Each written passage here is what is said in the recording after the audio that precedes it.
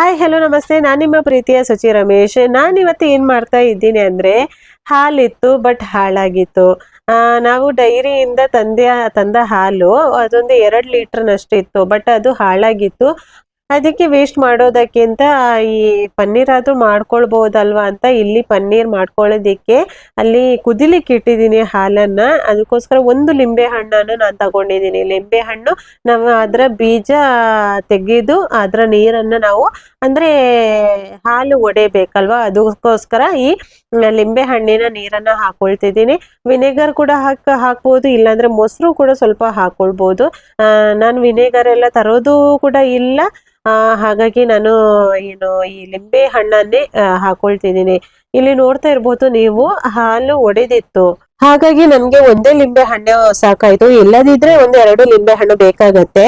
ಆನಂತರ ನಾವು ಚೆನ್ನಾಗಿರೋ ಹಾಲಿಂದ ಕೂಡ ನಾವು ಈ ಮೆಥಡ್ ಅಲ್ಲಿ ಪನ್ನೀರನ್ನು ಮನೆಯಲ್ಲೇ ಮಾಡ್ಕೋಬಹುದು. ನಾನಂತೂ ಈ ಶಾಪಿಂದ ಈ ಪನ್ನೀರ್ ಅಂತೂ ತರೋದೇ ಇಲ್ಲ, ನನ್ಗೆ ಇಷ್ಟ ಕೂಡ ಇಲ್ಲ. ಹಾಗಿದ್ರೆ ಬೇಕು ಅಂತ ಇದ್ರೆ ಮನೆಯಲ್ಲೇ ಈ ತರ ಮಾಡ್ಕೊಳ್ತೀನಿ. ಹಾಗೆ ಹಾಲು ಏನಾದ್ರೂ ಡ್ಯಾಮೇಜ್ ಆಗಿದ್ರೆ ಈ ತರ ಪನ್ನೀರ್ ಮಾಡ್ಕೋತೀನಿ ಅಷ್ಟೇ. ನನ್ಗೆ ಮಶ್ರೂಮ್ ಅಂದ್ರೆ ತುಂಬಾ ಇಷ್ಟ, ಮಶ್ರೂಮ್ ಜಾಸ್ತಿ ತರ್ತಾ ಇರ್ತೀನಿ, ಬಟ್ ಪನ್ನೀರ್ ಸ್ವಲ್ಪ ಕಮ್ಮಿ ಯೂಸ್ ಮಾಡೋದು. ಬಟ್ ಹೆಲ್ದಿ ಅಂತೆ ಪನ್ನೀರ್. ಹಾಗೆ ಇಲ್ಲಿ ನೋಡ್ತಾ ಇರ್ಬೋದು ನೀವು ಎಷ್ಟು ಚೆನ್ನಾಗಿ ಪನ್ನೀರ್ ಮೇಲ್ಗಡೆ ಬಂದಿದೆ. ಈ ನೀರಿನ ಹಾಲಲ್ಲಿ ನೀರ್ ತರ ಬರುತ್ತೆ ನೋಡಿ, ಆ ತರ ಬಂದ್ರೆ ನಮ್ಗೆ ಪನ್ನೀರ್ ಕರೆಕ್ಟ್ ಆಗಿ ಬಂದಿದೆ ಅಂತ. ಅಂದ್ರೆ ಹಾಲಲ್ಲಿರೋ ಪನ್ನೀರ್ ಎಲ್ಲ ಬೇರೆಯಾಗಿದೆ ಅಂತ ಅರ್ಥ. ಇಲ್ಲಿ ನೋಡ್ತಿರ್ಬೋದು ಕ್ಲಿಯರ್ ಆಗಿ ಕಾಣಿಸ್ತಿದೆ, ನೀರ್ ತರ ಬರ್ಬೇಕು ನಮ್ಗೆ. ಆ ನಂತರ ನಾವಿಲ್ಲಿ ಗ್ಯಾಸ್ ಆಫ್ ಮಾಡ್ಕೋಬೇಕು. ಇಲ್ಲಿ 1.5 ಲೀಟರ್ನಷ್ಟು ಹಾಲಿತ್ತು. ಹಾಗೆ ಅದಕ್ಕೆ ಒಂದು 250 ml ಅಂದ್ರೆ 1/4 ಲೀಟರ್ನಷ್ಟು ನೀರನ್ನ ಕೂಡ ಹಾಕಿ ನಾನು ಬಿಸಿ ಮಾಡ್ಲಿಕ್ಕೆ ಇಟ್ಟಿದ್ದು. ಆ ನಂತರ ಇಲ್ಲಿ ಒಂದು ಪಾತ್ರೆಗೆ ಮೇಲ್ಗಡೆ ಈ ಬಿಳಿ ಬಣ್ಣದ ಬಟ್ಟೆಯನ್ನ, ಇಲ್ಲಾಂದ್ರೆ ಬೇರೆ ಕಲರ್ ಅಂದ್ರೆ ಕೆಲವೊಂದ್ಸಲ ಕಲರ್ ಹೋಗೋ ಚಾನ್ಸಸ್ ಕೂಡ ಇರುತ್ತಲ್ವಾ, ಅದಕ್ಕೋಸ್ಕರ ನಾನು ಈ ಬಟ್ಟೆನ ಪನ್ನೀರ್ಗಂತಾನೆ ಎತ್ತಿಟ್ಟಿರ್ತೀನಿ. ನಂತರ ಇದನ್ನು ನಾವು ಸೋಸ್ಕೋಬೇಕು, ಯಾಕಂದ್ರೆ ನೀರು ಬೇರೆ ಮಾಡ್ಬೇಕು, ಪನ್ನೀರ್ ಬೇರೆ ಮಾಡ್ಬೇಕಲ್ವಾ, ಅದಕ್ಕೋಸ್ಕರ ಬಿಸಿ ಇರುತ್ತೆ, ಜಾಗ್ರತೆಯಿಂದ ಮಾಡ್ಕೋಬೇಕು. ನಿಧಾನವಾಗಿ ಮಾಡ್ಕೊಂಡ್ರೇನೆ ಒಳ್ಳೇದು, ಇಲ್ಲಾಂದ್ರೆ ಕೈ ಮೇಲೆ ಎಲ್ಲ ಬಿದ್ರೆ ಕಷ್ಟ ಅಲ್ವಾ, ಅದಕ್ಕೋಸ್ಕರ. ಆನಂತರ ಬಿಸಿ ಹಬೆ ಕೂಡ ಮೇಲ್ಗಡೆ ಬರುತ್ತೆ ಅಲ್ವಾ, ಕೈ ಎಲ್ಲ ಇದಾಗುತ್ತೆ. ಹೆಣ್ಮಕ್ಳಿಗೆ ಆಗಿ ಅಲ್ವಾ ಬಿಸಿ ಎಲ್ಲ ಕೈಗೆ ಹಾಕ್ತಾನೆ ಇರುತ್ತೆ. ಸೊ ಕೇರ್ಫುಲ್ ಆಗಿ ಮಾಡ್ಕೋಬೇಕು.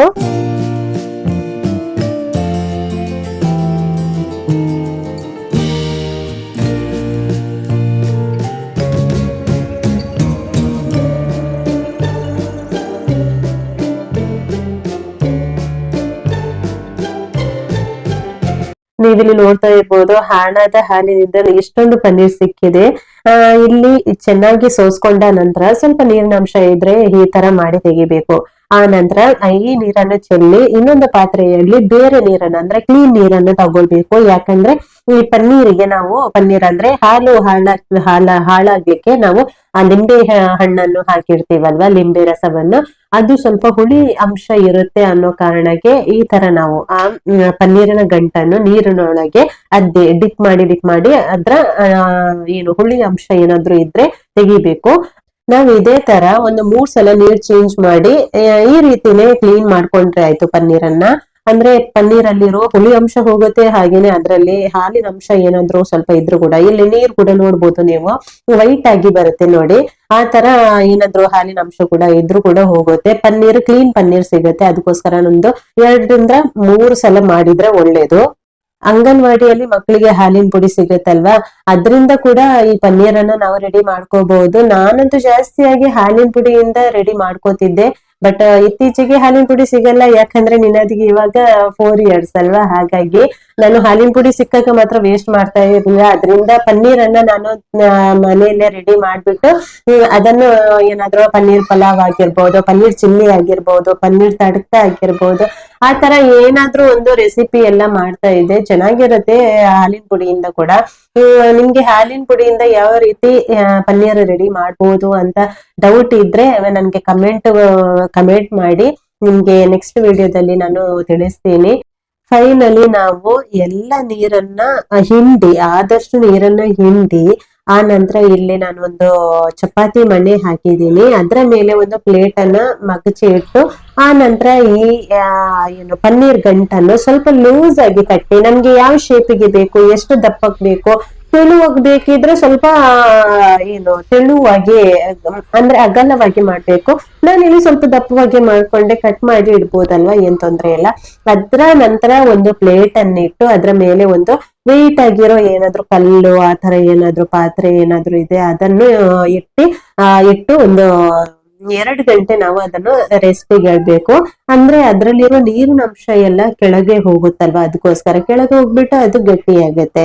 ಇಲ್ಲಿ ನೋಡ್ತಾ ಇರ್ಬೋದು ಎಷ್ಟು ಚೆನ್ನಾಗಿ ಬಂದಿದೆ ಪನ್ನೀರ್ ಅಂತ, ಸಾಫ್ಟ್ ಆಗಿರುತ್ತೆ, ಟೇಸ್ಟಿ ಆಗಿರುತ್ತೆ ಕೂಡ.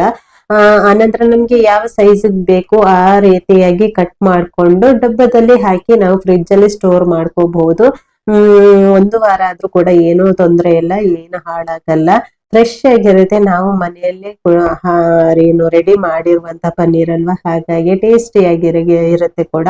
ಸೊ ನೀವು ಕೂಡ ಟ್ರೈ ಮಾಡಿ ಮನೆಯಲ್ಲಿ ಹೇಗ್ ಬರುತ್ತೆ ಅಂತ ಹೇಳಿ. ಸಿಗ್ತೀನಿ ನೆಕ್ಸ್ಟ್ ವ್ಲಾಗ್ ಅಲ್ಲಿ. Thank you for watching. ಹಾಗೆ ಸಬ್ಸ್ಕ್ರೈಬ್ ಆದಷ್ಟು ಮಾಡಿ ಸಪೋರ್ಟ್ ಮಾಡಿ ಅಂತ ಕೇಳ್ತಾ ಇದ್ದೀನಿ. ಜೈ ಶ್ರೀರಾಮ್.